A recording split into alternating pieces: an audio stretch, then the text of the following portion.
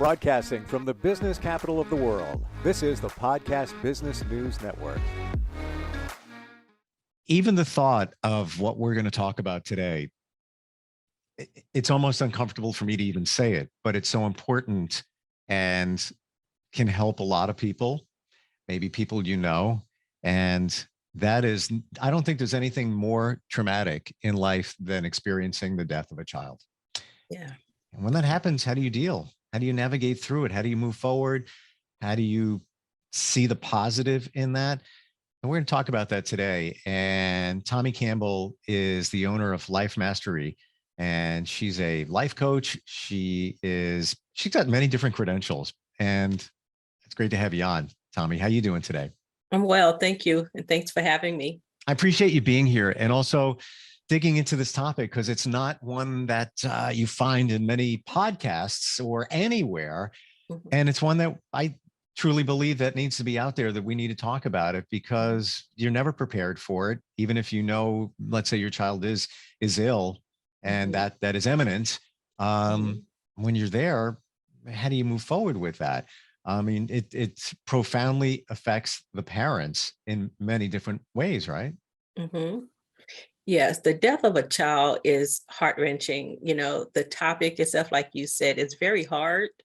And no parent wants to think about this, experiencing this. And just the thought of it, it hurts. But it happens. And so, so that brings me to this topic, because Yeah. I've had so many people that needed to hear this topic. Yeah. And I know people that have been through it, and it's still, years later, it still has an impact, as it should and would, on many. If that being said, if you're connected to somebody, whether it's a family member, whether it's a friend, what can you do? Let's take it from a different angle out of the gate. How can you offer comfort, support, as somebody that knows somebody else that's gone through that? Right.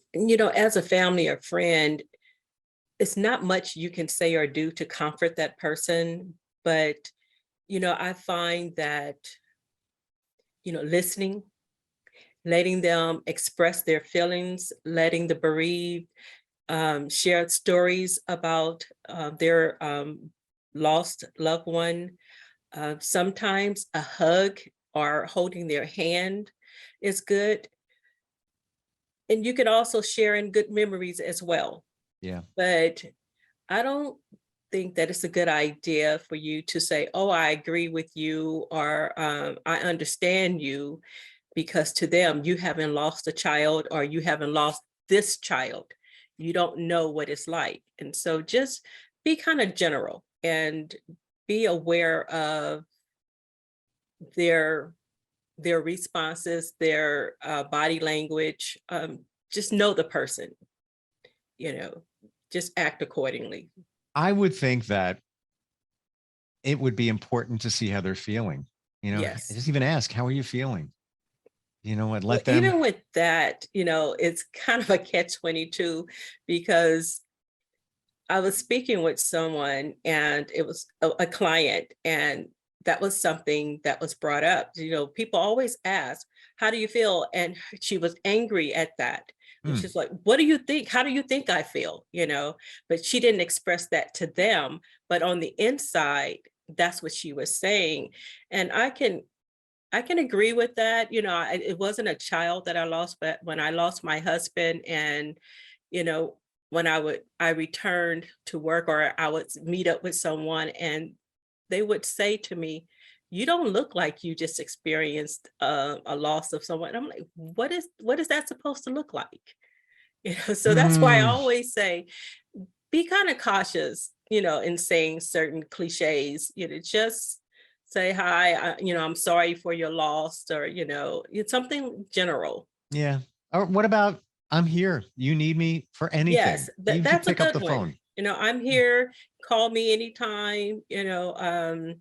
I'm a good ear. Something like that. It's, you often hear too, when somebody, and that's a trauma, going through whatever trauma it may be, when somebody says to you, How are you dealing with that? How you look like it's amazing that you're getting through that.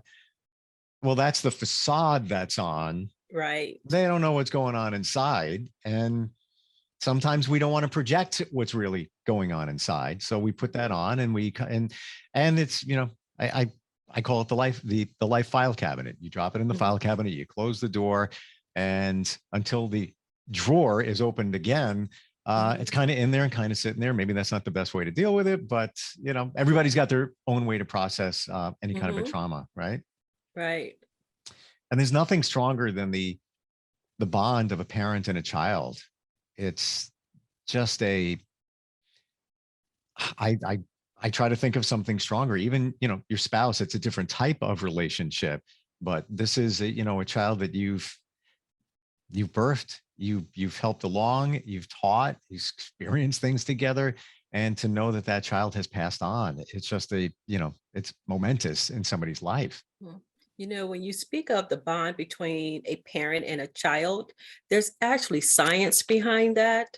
So when a mother carries, well, both parents carries this hormone called oxytocin, and what that is, it's a relationship bond. And so when the mother is carrying this child, this is developing, this hormone. So, and then once the mother birthed the child, and the sooner, she gets hold of that baby and she nurtures that baby, then that bond becomes even closer. And the father as well, the more that the father nurtures that child, the stronger that oxytocin has between he and the child. So they're helping, the baby actually is developing the oxytocin hormone, once it's inside the mom. But once that the birth happens and the nurturing starts occurring, it seems like it ignites it. It just lights a fire between the parents and that child. And so this is kind of why when a parent experiences a loss of a child, it's deeper than losing any other loved ones. It's because there's an actual, a true connection between the parents and that child. A chemical connection. Exactly. Wow. Oxytocin is the relationship bond. Wow. I wasn't aware of that. I'm not surprised one bit, because you would do anything for your kid. You jump in front of a car. It doesn't even matter. It's just like, that's it. I got to do whatever I have to do. How do you navigate that? I guess the first step is acceptance, acceptance of what has happened. Yes. So you have to face the truth. And sometimes you can just look in the mirror. When you're having a really tough time with accepting, that loss, look in the mirror, look yourself eye to eye and tell yourself the truth. That helps along with acceptance. And if you don't want to look in the mirror, write yourself a letter. And so these are some of the things that you can do to go through the acceptance process. Yeah. And then you can navigate. That. I think that is so powerful and so maybe rhetorical and maybe so obvious, but when you face yourself in the mirror, and there's been research done before on that, where even if it's a situation where you're trying to boost your self-esteem and you look in the mirror and physically address yourself, even by name, and, talk about, you really have great hair. And I love, the way your complexion looks to yourself. I can see the same thing happening when you face the truth or the realization in the child passing situation. And another step you can take in navigating through the healing process is an affirmation. Still, you can look yourself in the mirror, or you can write it down, or just sit, stand, wherever you are. And you can envision your life before the situation, or how you pictured yourself, or things that you wanted to do. And tell yourself you can still do those things. And it doesn't mean that you're forgetting the loved one. It doesn't mean that the situation didn't happen, but this is allowing yourself to slowly take the baby steps to getting back to making yourself matter. So it's important, to make yourself matter. And then once you decide what it is in life that I want to do, or what are the things that I wanted to do before this happened, then you tell yourself, I am greater than the sadness that came to take me. I am blah, blah, blah. So you give yourself I am affirmations, Mm, because when you say I am, then you become. So, I love that. Yeah. I've heard that before. It's been a while since I heard mhm, it, but those two words mhm, resonate within us very mhm, powerfully, mhm, where you believe that you are when you say, I am fill in the blank. mhm. Yeah. By the way, we're talking with Thomie Campbell from Life Mastery. And best way to reach you if somebody has a question before we even continue, I want to make sure that people know. Yeah, they can reach me. They can go to my website, drthomie.com. That's DRTHOMIE.com. Or you can email me at Thomie at drthomie.com. Or you can reach me by phone, 888-317-7262. And I would imagine you are available if somebody's going through this situation or any kind of life situation, to help them master life and kind of move things forward on their journey, right? That's true, I am. Yeah. What in this in the passing of a child, how do we look at the positive? I know it's hard to even view the positive, but I view every situation has a positive if you find it. Mhm. You feel the positive, and that's what I call you get the gift. You look at the characteristics of that person, um, or the loved one, and you pull out the greatest, and you pull out the memories, you pull out all the good. And once you do that, and when you hone in on the goodness or the greatness of that person, or those characteristics that you enjoyed the most, then you start thinking about those good things versus what happened. Yeah. And so Mm. then you also say, okay, through this experience, what is it that I learned through this experience? I went through this. What did I learn through this? And sometimes you have to sit down and just be alone with yourself, and or either talking with someone, you find that there is something in that you learned about yourself. And so those are gifts. And we don't go through experiences without learning something.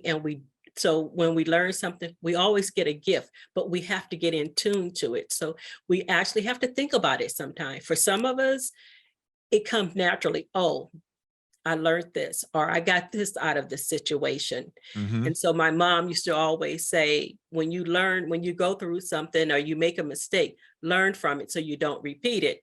And in a sense, it's the same with going through a loss. It's traumatic, but what is it in that experience that I can remember and grow from?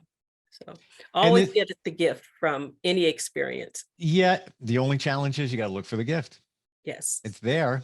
And many of us believe that things happen for a reason. Hmm. How can you even imagine the death of a child? There's a reason behind that, but maybe there is. And here's a situation happened a couple of weeks ago in the New York area where I am, and a 9-year-old boy was killed by a drunk driver. Mm. And it turns out that he made a decision not too long ago to donate his organs. Mhm, And it became a news story because that was the gift. mhm. And, just how wonderful this 9-year-old has the foresight To see that. to see that. And then what did that do for everybody else? Now it's on everybody's radar. Oh, you know what? On my driver's license, I forgot to check that box off about donating. And look at how many people he potentially saved with his organs but also around the entire world, because it became a worldwide story, and people are now thinking about donating their organs. So there's Yes. that's the gift in that story. And maybe, Right. And it's not going to be as big in other, situations, but it's there. so that's what I always say, that every life there's a value to it. And there is, like you said, sometimes there's a reason things happen. And so while that person is here, we enjoy that person. And then once this, I call it the thing, or death, we're going to call it what it is. Once death happens, what is the value? What is it that, oh, where the gift, you find that gift, and sometimes that gift comes in things such as what you said, organs, or it may be a bring awareness of something, or even it may not be that person's life itself to generate something. Oh, I'm Yeah. not, Like it's not coming this. together. But anyway, you may decide to volunteer, to Yes. start a group, and or you may volunteer at the school, and you have an opportunity to tell the story. And so now your story is helping someone else. So there's so many ways that the value of that person's life will come to play. Yep. There's always, and there's a give back, there's something Mhm, that you return to others. mhm, And like you said, maybe you become an advocate. Maybe mhm. you're the voice of other parents dealing with that situation. Just something that dropped in my mind, and it's on my bucket list. But a few years ago, I had an ulcer. I had no idea. Drove me crazy. Something's up. I don't know. Can't figure it out. The more you worry about it, the more it gets worse. To the point where one day I said, I'm going to the hospital. Most guys don't say, yeah, I'm going to the hospital. Had to go. Couldn't deal with it. I felt like my blood pressure was up because of the stress, wondering what it was. When I figured out what it was, and some medication mitigated it, all problems gone. It came from stress, not enough sleep, backyard renovation. What was my goal? And I still working. I got to get back to it, but I locked down the URL, understandingulcers.com. And that's going to be my give back, because people like me, it's like, I don't know what is going on. Well, this would be a way, if somebody's just searching for it, it potentially would come up and maybe put you at ease so you understand what's going on. But that was, from Mhm. that experience, which wasn't fun, you know, that's my gift. That's the gift and the return from it. It's always there. If you look for it, you'll find it. Another thing, and the gift could also be for the parent. Say, for instance, a child dreamed of running a marathon. Mm, Maybe the parent can train and run that marathon and finish that for the child, and it sure. helps them as well. So that's part of healing as well. Or create an event that has Yes. a scholarship from the people that entered, and go around your community and find people to make donations, businesses, and then Mhm. you create it, or create a nonprofit organization. Google it, figure out how to do it. Yeah, And that now was one you've of my bullet points. Create something. okay. Yeah. Well, Yes. that's why we talk. We come up with ideas, and yeah. And now you're turning a sad situation, call it a negative situation, into a positive one, for That helps others. many. That helps many. So Mhm. that, I don't want to say that loss was, you know, for naught. It was traumatic on that family, but now you've taken that and propelled it into another direction. And look at how that must feel if you're strong enough to do that, to move Mhm. forward with something like that in memory of your child that passed away. Yeah, Right. it's And that's part of the navigation part of it, is the return. So what is it that you got out of the situation, and what could you do? You can take that opportunity and let it have you, or you can have the opportunity, so, or you either have the story of being a victim, or you have the story of being a victor. It's your yeah, choice. yeah. And it goes back to that cliche. This didn't happen to me; it happened for me. For me. Mhm, And maybe in the situation, it happened for a reason, to spread awareness, whatever it might be.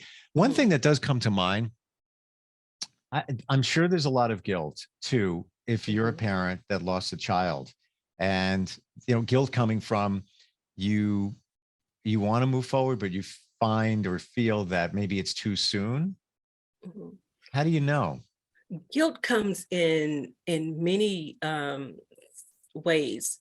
So, parents, when they have that loss of a sudden loss of a child, they go through a transition and they go through transient emotions, and guilt being one. Guilt, stress. They may have marital problems. They have PTSD, post-traumatic stress syndrome. Even worse, hate to say this one, but suicidal ideations, because of the guilt. Yeah. They develop physical symptoms. And the guilt part of it is, what if I had done this? What if I had said that?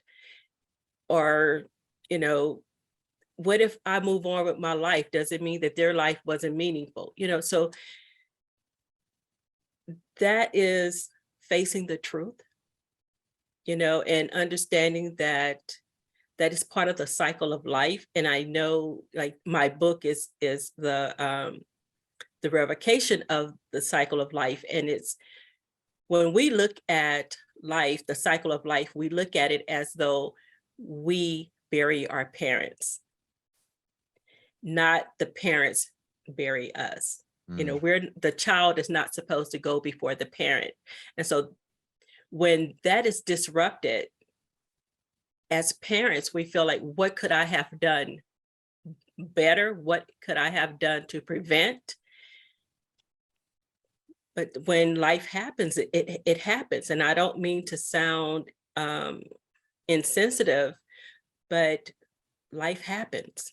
And so that's still, we go back to the part of acceptance. Yeah. Accept what happened. Even the guilt of moving forward. So let's say it's been a period of time, 6 months, a year, 2, whatever it is, where you feel that, yes, I can move forward. Maybe I can start that scholarship fund. Maybe I can, organize that marathon that my child wanted to run in, or whatever it might be, with the guilt of wondering if it's okay and maybe be judged. Like, wait a minute, how can you be, you're doing this now? And it's only been a year. Come on.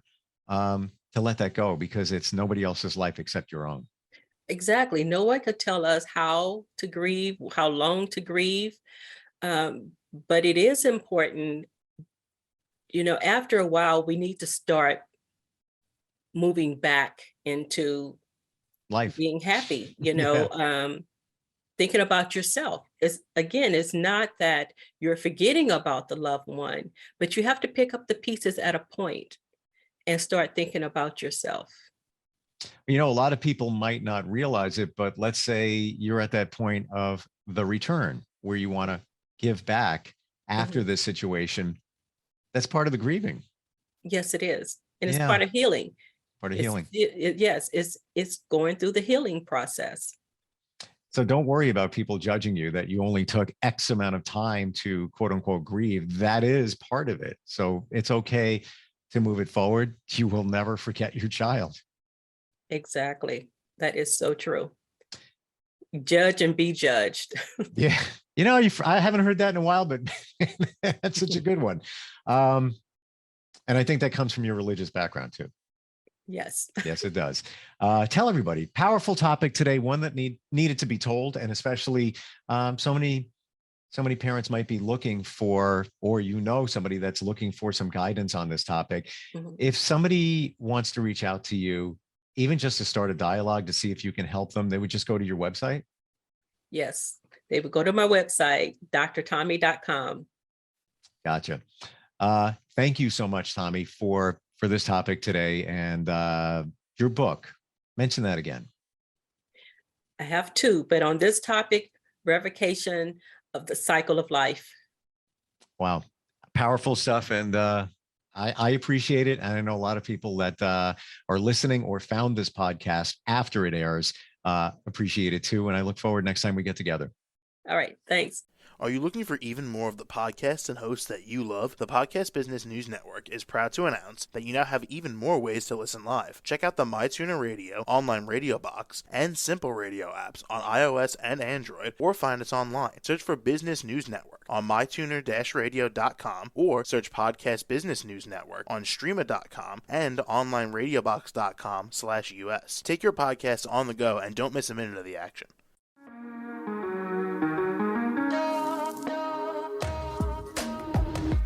Broadcasting from the business capital of the world, this is the Podcast Business News Network.